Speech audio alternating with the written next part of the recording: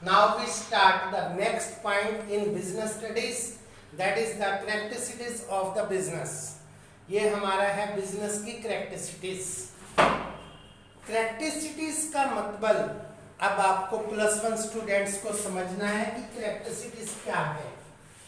इसका दूसरा मीनिंग होता है नेचर और फर्स्ट मीनिंग है आपका characteristics, यानी कि इसकी पहचान कि आप बिजनेस को कैसे पहचानेंगे कि it is the business activities और it is not business activities. That is called the characteristics.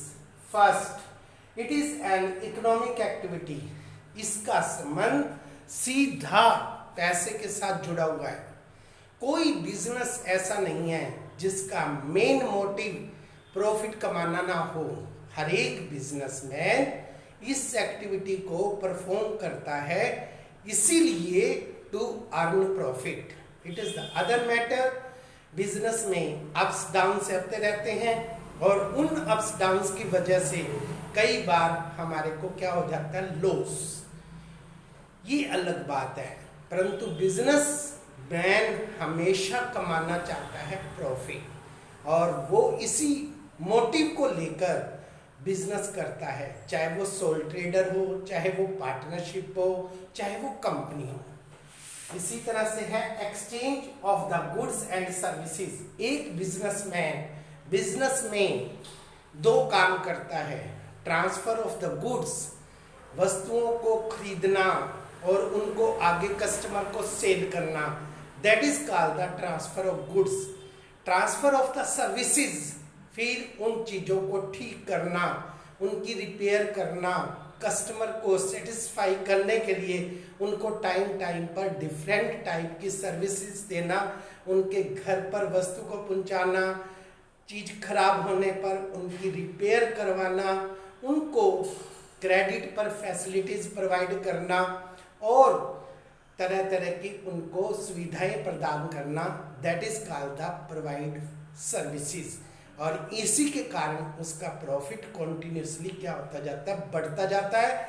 जो बिजनेसमैन अपने कस्टमर को आज के कंपटीशन में जितनी ज़्यादा सर्विसेज प्रोवाइड करता है उसका प्रॉफिट की रेंज उतनी बढ़ती जाती है. इसके बाद होता है हमारा regular in activity, regular in dealing. अब इस कहानी को सुनिए ध्यान से. आई एम ए लेक्चरर और मैंने दिल्ली गया और दिल्ली जाकर मुझे देखने को मिला कि चांदनी चौक में कुछ शर्ट्स मिल रही हैं सस्ती और मैंने 200 रुपये पर शर्ट खरीद ली और वहाँ से मैंने 100 शर्ट खरीद ली और नरवाना आकर अपने शहर में आकर उसको सेल कर दिया और मेरी शर्ट 250 पर शर्ट बिक गई. तो मैंने वस्तु को खरीदा, मैंने वस्तु को बेचा, मैंने ट्रांसफर किया, प्रॉफिट कमाया. परंतु ये काम केवल और केवल एक बार किया. It is not business. Business कब कहलाएगा आपका कि ये काम एक व्यक्ति के द्वारा रेगुलर होना चाहिए. अब मिस्टर एक्स है, वो कॉन्टिन्यूसली शर्ट्स को खरीदता है, कॉन्टिन्यूसली अपने कस्टमर को शर्ट्स को बेचता है, कभी प्रॉफिट कमाता है, कभी लॉस कमाता है. तो then he called the businessman. I am not. Creations of utility. Utility का मतलब होता है आवश्यकता का भरना. हमारा बिजनेसमैन हर एक चीज को यूजफुल बनाता है. अब जैसे एक लकड़ी है, जंगल में पड़ी है, वो यूजलेस है. हमारा बिजनेसमैन उसको वहां से उठा के शहर में लाता है, उसकी फॉर्म यूटिलिटी पैदा करता है. उस पेड़ को छोटे छोटे भागों में काट कर कन्वर्ट करता है फर्नीचर में, कन्वर्ट करता है चेयर्स में, कन्वर्ट करता है डोर्स में, कन्वर्ट करता है विंडोज में, कन्वर्ट करता है टॉयज में. तो आपके लिए वही लकड़ी कितनी यूजफुल बन जाती है. सिमिलरली ए फार्मर वो शुगर केन को खेत में से लाता है और हमारा इंडस्ट्री उसमें शुगर केन को कन्वर्ट करती है शुगर में और शुगर फिर कितनी चीज़ों में यूज़ होती है, आपकी मिठाइयाँ बनाने में, बिस्किट्स बनाने में, कोल्ड ड्रिंक्स बनाने में, मेडिसिन बनाने में, that is called the foam utility. एक जगह से दूसरी जगह पे लाना, that is called the place utility. इसे हम कहते हैं कि वो अलग अलग तरह से उस चीज को इम्पोर्टेंट बनाता है। कंज्यूमर सेटिस्फिकेशन हमारी अगली बिजनेस का आज के समय में, कंपटीशन के युग में सबसे बड़ा काम है अपने कस्टमर को खुश करना। जो बिजनेसमैन इस कंपटीशन के युग में, क्योंकि आजकल मल्टीनेशनल कंपनीज आ गई हैं, अगर आप अपने डोमेस्टिक बिजनेस को और कामयाब बनाना चाहते हैं, अपने बिजनेस को मार्केट में फैलाना चाहते हैं और आप सोचते हैं कि हमारे कस्टमर कोई और ना ले जाए, तो आपको समय समय पर अपने कस्टमर को डिफरेंट टाइप की फैसिलिटीज देनी पड़ेंगी। Provide the services before sale and provide the services after sale. आप बिफोर सेल आप एडवर्टाइजमेंट से कस्टमर को पूरी इंफॉर्मेशन देते हैं अपने प्रोडक्ट से रिलेटेड, ताकि उनके साथ किसी भी प्रकार की चीटिंग ना हो जाए। आफ्टर सेल वस्तु खराब होने पर उनकी वस्तु को टाइम पर रिपेयर करना, इसलिए आप उनको प्रोवाइड करते हैं वारंटी लेटर और गारंटी लेटर। गारंटी लेटर और वारंटी लेटर में क्या डिफरेंस है?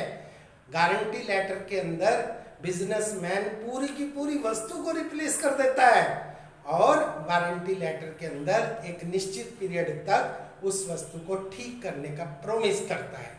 इसी प्रकार कस्टमर को क्रेडिट फैसिलिटीज प्रोवाइड करना।